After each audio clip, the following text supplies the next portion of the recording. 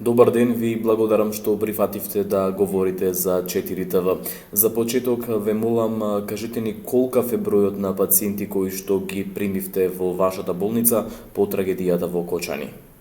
За мен е приятно задължение в качеството ми на заместник директор по диагностично-лечебната дейност. Аз съм професор Иван Вечев, да се включа в почитането на тази трагична дата, 16 март 2025 година, на която бяха покосени 63 млади живота.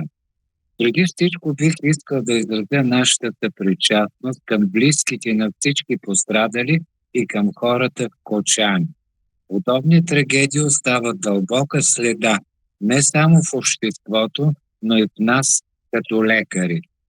Ние помним тези пациенти не просто като медицински случаи, а като хора, които преминаха през изключително тежки изпитания.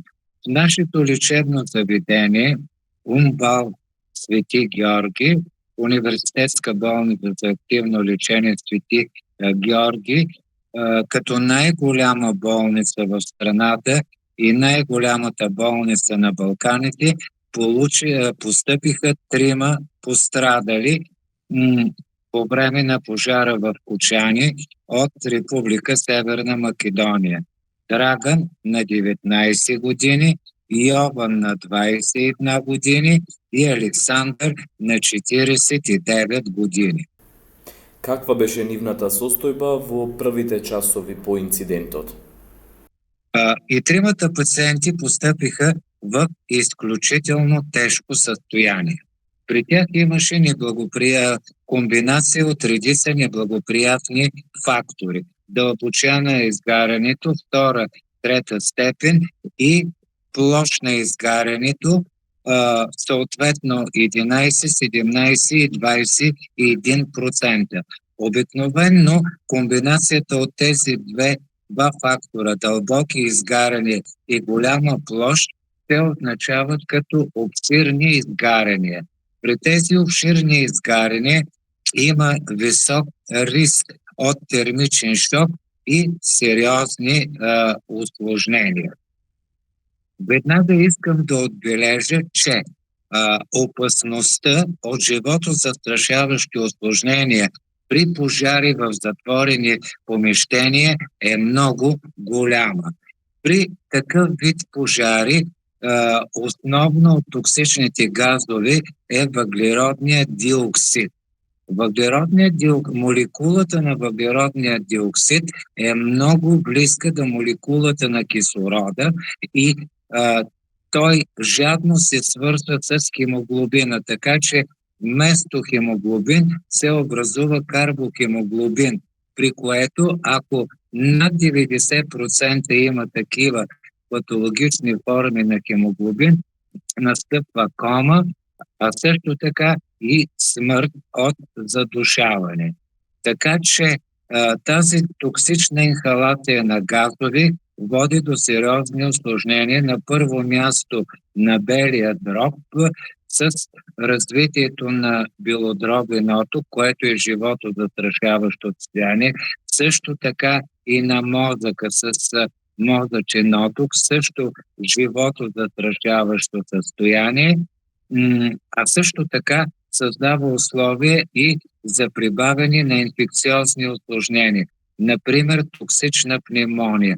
Всичко това представлява сериозни живото застрашаващи състояния. Така че при 3 пострадали имаше тази комбинация от неблагоприятни фактори. Обширни изгаряния и другото, че при един от пострадалите имаше комбусионен или термичен шок. Първите часове след постъпването на всички пострадали беше проведено спешно, комплексно и високо специализирано лечение, както и направени множество изследвания за състоянието им, лабораторни и образни изследвания. Бяха извършени поредица от хирургични операции и специфични процедури в комплекса хоспитализираното лечение. Всички пациенти бяха поставени на монитор за следение на тяхните жизнени показатели и на интензивна реанимационна терапия и мощно медикаментозно лечение. Но това, което бих искал да подчертая, е бързата и координирана реакция на българската държава и на институциите. Организацията по транспортирането и приемането на пациентите беше осъществено много кратки срокове, благодарение на съвместните усилия на институциите и медицинските екипи. Нашата болница, университетската многопрофилна болница за активно лечение Свети Георги, беше сред първите, които се отзоваха, и екипите ни бяха мобилизирани незабавно, за да поемат пострадалите. Но в такива моменти медицината не е само протоколи и процедури. Ние приехме тези хора като наши близки. Всеки член на екипа, лекари, медицински сестри, санитари, вложи не само професионалните си умения, но и много човечност и състрадателност. Грижихме се за тях така, както бихме се грижили за собствените си деца, братя или родители. Защото в моменти на подобна трагедия най-важното е да покажем, че човешката солидарност няма граници. Споменавте дека имаат тешки изгореници, каков третман следуваше? Да, ние сме особено щастливи и доволни, че всички тези критични, драматични състояния бяха успешно преодоляни.